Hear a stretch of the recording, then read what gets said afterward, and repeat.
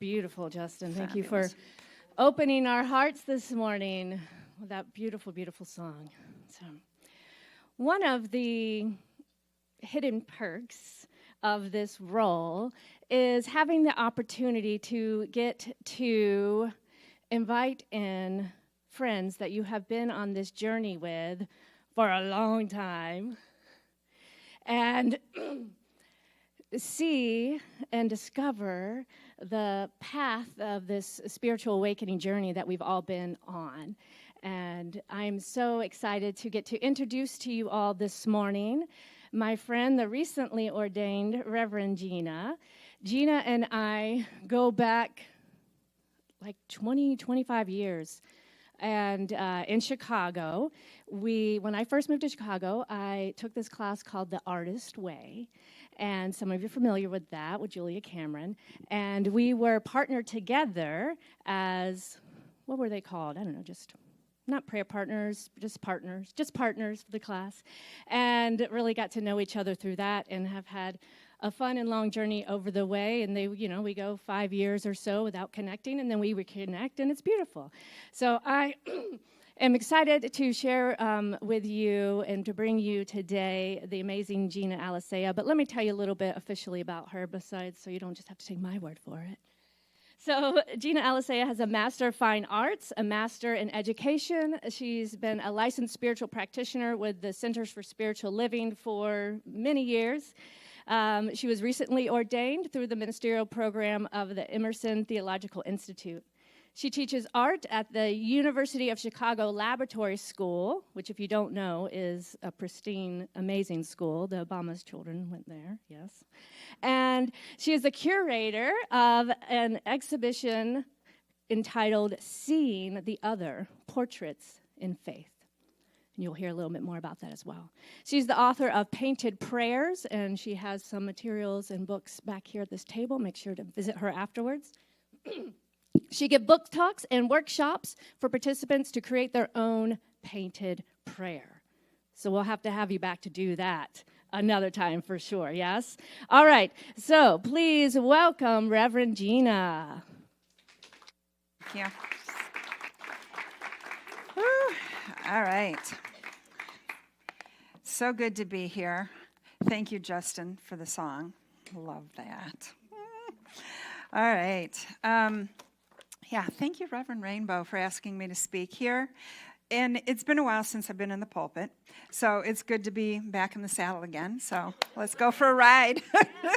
Woo! First of all, I just want to get settled. I know I get really excited and anxious, so I'm going to start with a prayer out of my book called Painted Prayers. It helps me just get centered and grounded. The painting, what I do is I write on the canvas before I paint over it. So those of you that are in that prayer consciousness, when you speak it, I write it, and then I paint. And there's a little meditating person there with the labyrinth. So here's the prayer. Oneness. Right here and right now, I recognize the divine power and presence in the universe, a causative energy that is back of all things. This divine energy is the presence of spirit that is called many things, whether it's Buddha, Christ consciousness, the goddess, the divine within. It is all one. It is the omnipresence expressing as itself in, as, and through all things. I recognize that I am centered in this spirit. It is the truth of my being. The spirit is expressing through me. From this place of oneness, I say a word of blessing on this world around me. I claim that I am connected to all of humanity through spirit. I claim that I am one with my brothers and sisters. I claim that we are all living and breathing spirits created for a purpose. I claim that our purpose is to love, to show love, to be love. I pray that we achieve this purpose now. I am grateful to be here now, visualizing our oneness, the love that surrounds us always. For it is always available to us through our connection with Spirit. Thank you, omnipresent Spirit. Thank you for your love. Thank you for your grace. And so it is.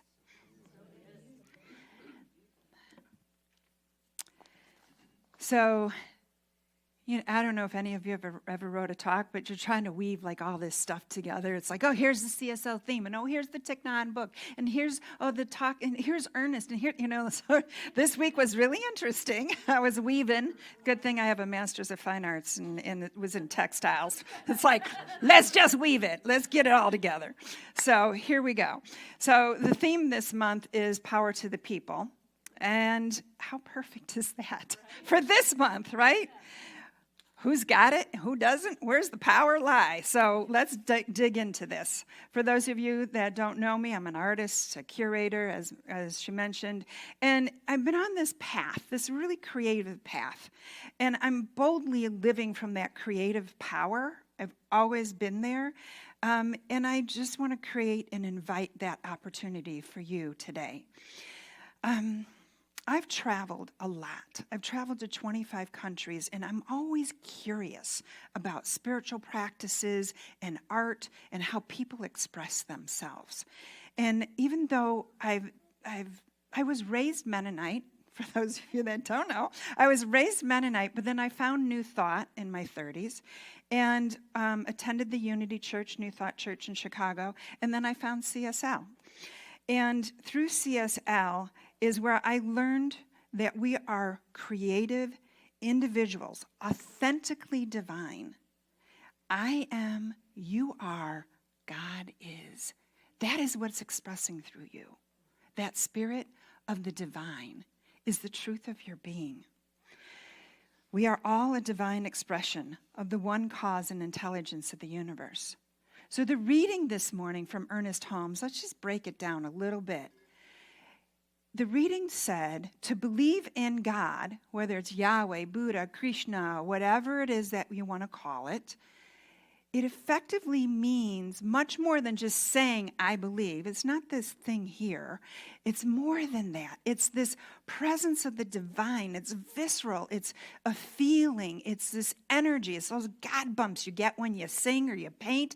It's that thing that's inside of you that is just so juicy. Right? It's that presence of the divine, that inner conviction that's real, and we can feel it, and we know when God is right there.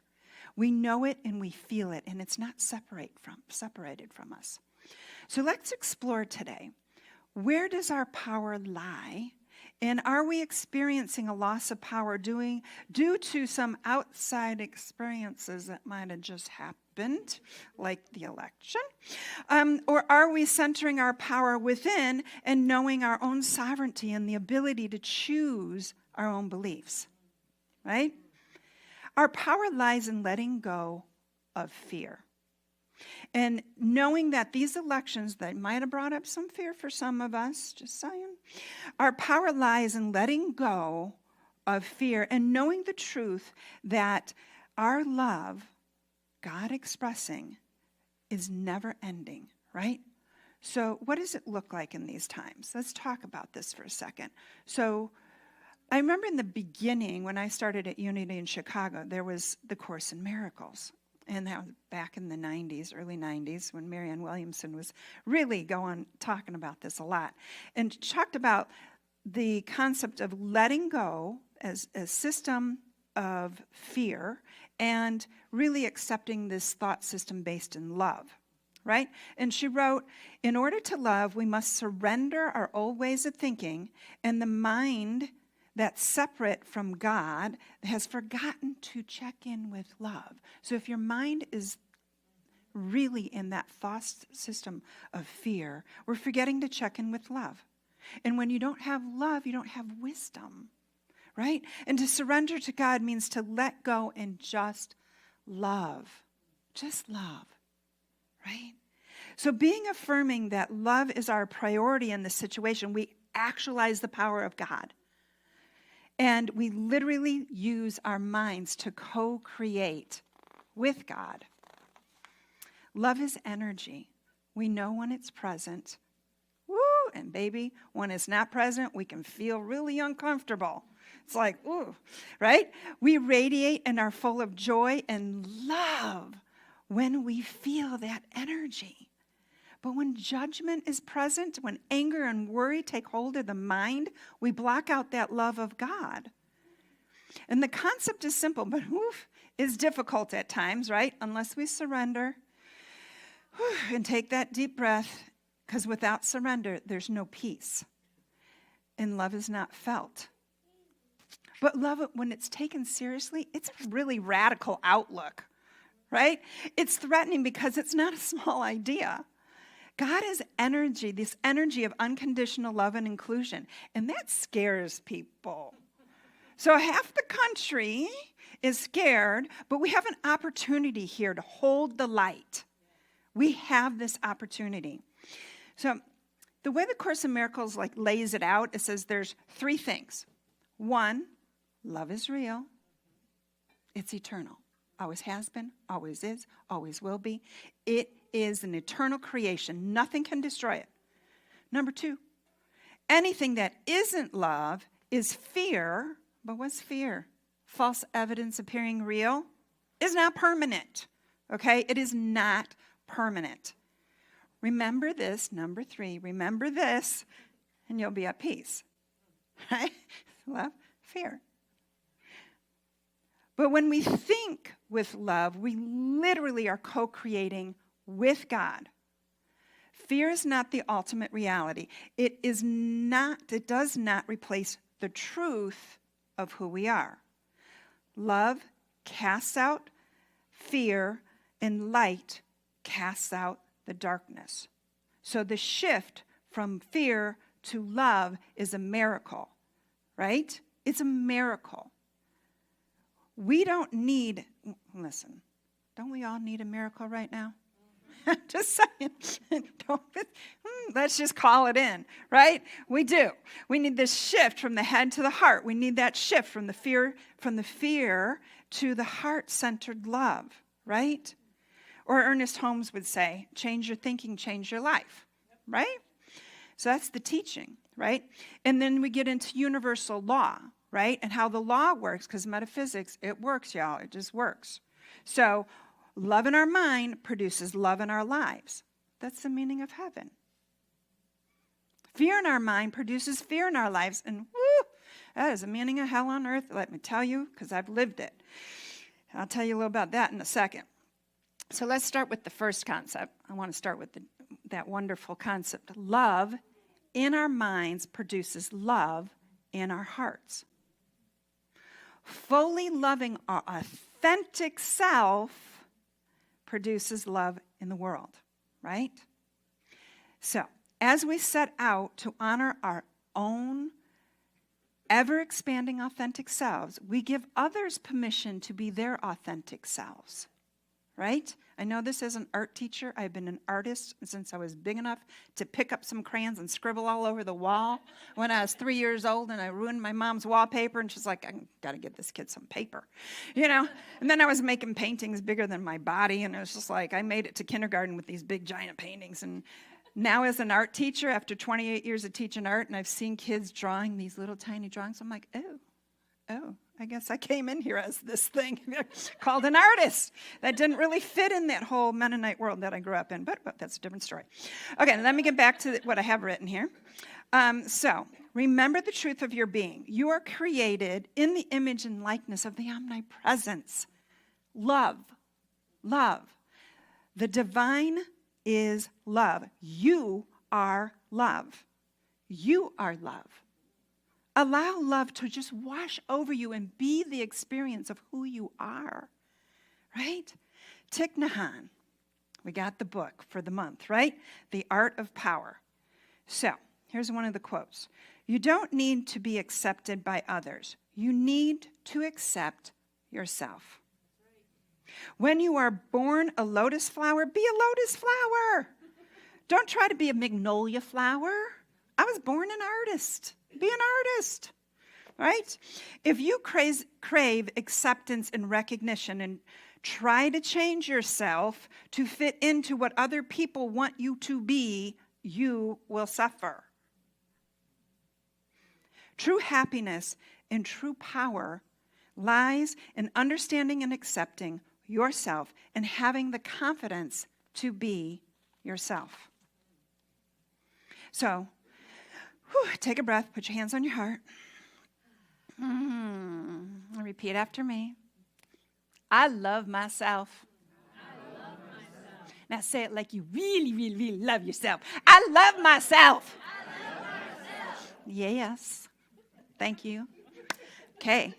All right. Now, let's go to the flip side of the coin now that you're grounded in love. Let's talk about the other side. When we introduce human judgment, the law of cause and effect, remember metaphysics always works. The law of cause and effect, when you introduce human judgment, it produces fear. Because it is living in the realm of the human senses, human thought, it's reacting in fear. It's reacting to circumstances, right? So fear in the mind produces fear in our lives. We give power away every time we let our mind slip into fear. So where is the power lying, right? And I know this because after I suffered from a lot of abuse in my lifetime. So I lived in fear for a good 50-something years. I'm in my 60s, y'all. So a good 50 years. I had abuse in my childhood, abuse in my first marriage, 14 years to a violent addict. I've experienced rape and robbery, and my mind was constantly in fear. And I was a super hot mess before I came to the Science of Mind teachings. And I'm just telling you, it changed my life because it was that journey from the head to the heart. And all those spiritual practices that we do just get you embodied in it. You can feel it. And just amazing Science of Mind teachings. And what I'm here to tell you is that nothing outside of you that has happened to you as you perceive it happening to you can hurt, harm, or separate you from the spirit within. That's right. It cannot touch it. The spirit is untouchable. It is love embodied in you, no matter any of those things that happened to me in my life. Absolutely cannot touch the divine within. The conditions outside of you are outside of you. The God within is the spirit of your being. It is love, and it always has been, and it always will be. Nothing, no circumstances, no conditions are permanent. They cannot touch you. So anything that's happening right now, this too shall pass. So here's the challenge. As we partake in human judgment, we are mentally experiencing a separation from God. But if we do that, we're giving up our joy. You know, you have gotten in your head too much and there's like all that chatter, and then you get stuck and you give up your joy. You know, maybe I'm the only one that judges. If so, this sermon's just for me. But it's good exercise for me, so yay. So I propose that human beings have a propensity for judgment, just saying, because our minds are these little meaning-making machines. And this attitude alienates us from each other. It alienates us from our true self. And it's hard for us to accept our own judgments, because those judgments are the real factor that keeps us from joy. And the judgments about the election keep us from out of a place of peace and love, right? And the thoughts which produce fear create unhappiness in human beings. False beliefs only have the power we give them, or as Michael Beckwith would say, a lie acts as law as long as we believe it. Thank you, Beckwith. Master teacher. Right? So, you know, I just couldn't help not touch this election thing up here because it just happened, and I was in it, and I was like, okay, let me just get centered. We had the blessing of being in Sedona the week of the election and sitting in the vortexes and ignoring the TV for a week. That was, godsend. I love this man over here that brings me those experiences. I'm like, thank you for taking me to Sedona. Okay, so the elections may have brought up some fears. Here's Thich Nhat, what he's got to say about this in The Art of Power. When fear becomes collective, when anger becomes collective, it's extremely dangerous. It is overwhelming. The mass media, the military complex creates a prison of fear. It creates this prison of way of thinking and seeing and being. It creates this fear. But he goes on to say, we need the courage to express ourselves even when the majority is going in the opposite direction. And a little footnote from me, it's a slim majority. It was a 50% to 48% vote, just saying. So back to Thich Nhat Hanh. The majority is going in the opposite direction, and because of a change of direction can happen only when the collective awakening. Therefore, it is very important to say, I am here. I am here for the collective awakening. I am here for a time such as this. I am here. I want to hear you say that. I am here. I am here. Where are you? I am here. Yes. You are here for a time such as this because you're alive. And you're in this teaching. So when we're in our Christ consciousness, our divine mind, our Buddha self, we are the enlightened ones who can cast out the false thinking. And when the truth comes in, anything that's not like that truth leaves like lightning. It's that aha moment. It's like, oh. It's an aha moment. There is absolutely no power in falsehoods. There is only power in God, in love. And that is what happens in spiritual practice. When we surrender and then Spirit intervenes and the shifts our thinking, we live in joy. We live from that intuitive place, that intuition, that Spirit speaking through us, right? And it comes through us and out, and we are trusting in the power and the intelligence of God. So the CSL theme, Power to the People, challenges us to focus on the shift from personal power to embracing this transformative power in the collective. And here we are together, right? So there's numerous examples of this strength and unity when individuals come together and share purpose together. Collaborating with a common goal allows us to recognize the profound benefits of working as a cohesive force. Right? We must contemplate how we can both empower others and empower ourselves in the process. Right? So through collective power, like you do here together at the Ahava Center, we discover the beauty of collaboration, celebrating the richness of unique perspectives, working harmoniously, co-creating a reality filled with compassion, growth, a sense of community, and offering vital support and connections. Aren't you just so happy to have a CSL in Lexington? Right? Right? So one of the ways that my partner Daniel and I do this is this exhibition that I created called Seeing the Other. Daniel has been interviewing and photographing people for the last 24 years. He's interviewed 500 people in over 30 countries on their faith journeys.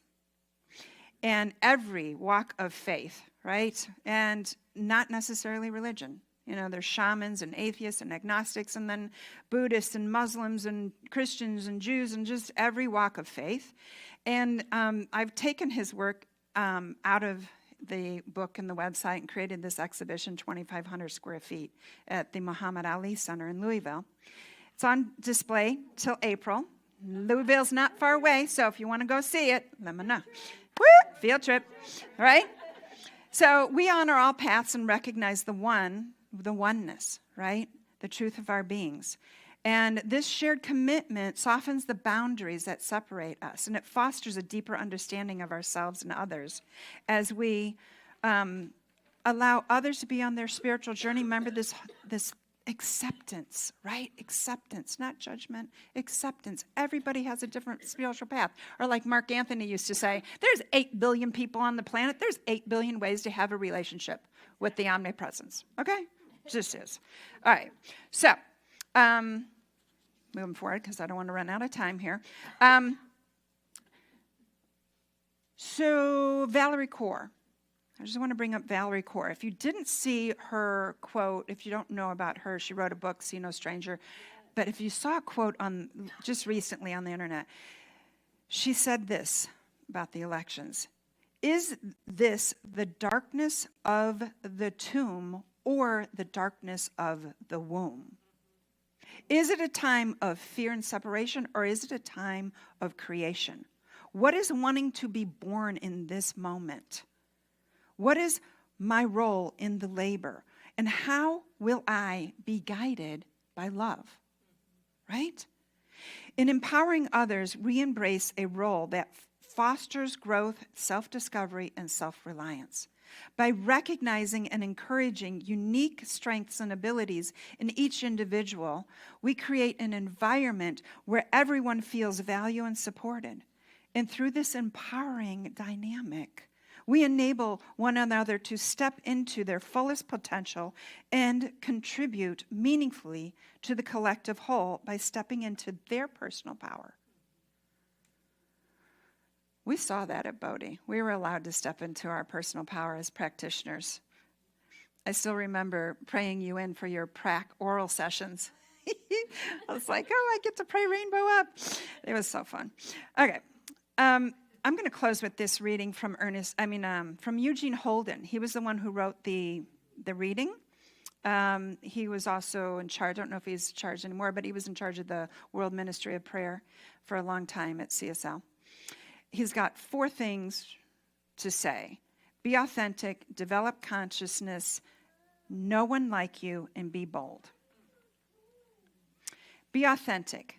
Being authentic is showing up as your genuine, authentic self, the original that you are. You came from the source of life. How you live life reveals itself into the world, right? God is living through you, revealing you into the world. Develop consciousness. Our mission is to remember who we are. We are here to develop our skills as creators. And from this God consciousness, we create a world that certainly can work for all. Choose to be love in all you do. Number 3, there's no one like you. Your fingerprint proves it. There is no one else on this planet like you. You are unique, individualized expression of God, of the divine. Be your authentic self. Allow the intelligence that created you to create through you. You are magnificent. And lastly, be bold. Be bold. Being bold is living fearlessly, expressing your authentic God self as the perfect life of God. You have everything you need to create a life of abundance, grace, and beauty. Today, be bold and live your life from unlimited joy. Live from the power within, which is love. And Thich Nhat Hanh, because it's the book of the month. In The Art of Power, you are capable of coming back to your best and highest self, but you must maintain practice. Don't allow yourself to get distracted and forget practice. Practice regularly, practice daily, and with the support of family and friends and community. This is diligence. That practice to go within and to remember who you are is key. It is absolute key to our joy, to our peace, and to us being centered in spirit. So I want to go back to the affirmation because I want to hear you say it like you mean it. Okay? So repeat after me. I am the magnificent and unique expression of God. I now express as only I can from the divine authentic self. I am here to be love, to give love. I live from the power within. And so it is.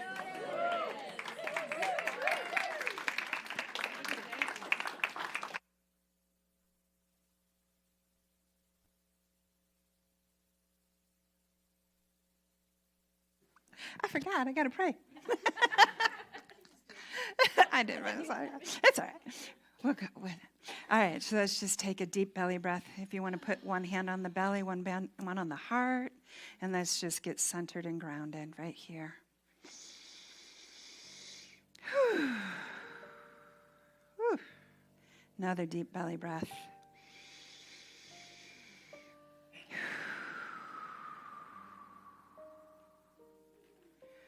Whew, how good it is to take that breath, knowing that I'm taking the breath of God.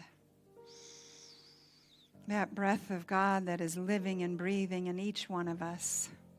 The breath of the divine that is the truth of who we are. How good it is to remember that truth. No matter where we are, no matter what's happening, we are the breath of love. So from that place of oneness with divine love, I claim that we go out into this week filled up, full of joy, full of peace, full of knowing whose we are. We are the divine. We are the creative beings in life. How wonderful that is.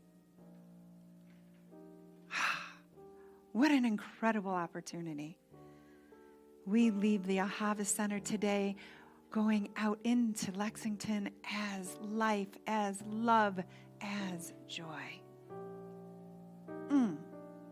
We say yes to this. We say thank you, Ahava Center. Thank you, Rainbow. Thank you for everyone that is here today.